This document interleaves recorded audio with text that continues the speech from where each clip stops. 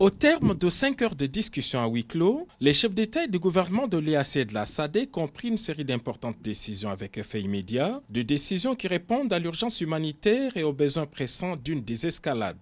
Il s'agit de la cessation des hostilités et d'un cessez-le-feu immédiat et sans condition, auxquels les parties étatiques et non étatiques sont tenues. La réouverture de l'aéroport des Goma et des principales voies d'approvisionnement terrestre et lacustre permettant l'acheminement de l'aide humanitaire.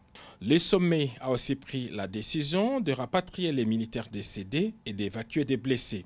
Le sommet de Dar es Salaam a en outre décidé de l'élaboration d'un plan de sécurisation de la ville de Goma et des zones environnantes. À ce sujet, les chefs d'état-major des armées de l'EAC et de la SADC se sont donné rendez-vous dans 5 jours pour vérifier l'application et la mise en œuvre de décisions prises. Par ailleurs, le sommet EAC-SADC a décidé de renforcer la coordination de la complémentarité structurelle des processus de Nairobi et de Luanda. Les sommets conjoints de Dar es Salaam a pris la décision, en consultation avec l'Union africaine, d'ajouter des facilitateurs supplémentaires venant même d'autres régions d'Afrique pour aider à la fusion de 2 processus. Le sommet a décidé de la relance urgente des négociations et dialogue avec toutes les parties étatiques et non étatiques, y compris les M23, dans le seul cadre des processus de Luanda et de Nairobi. Plus précisément, le sommet a exigé la fusion des 2 processus en un seul. Le sommet de Dar es Salaam a appelé à la mise en œuvre du concept d'opération du plan harmonisé de neutralisation des FDLR et la levée des mesures défensives du Rwanda,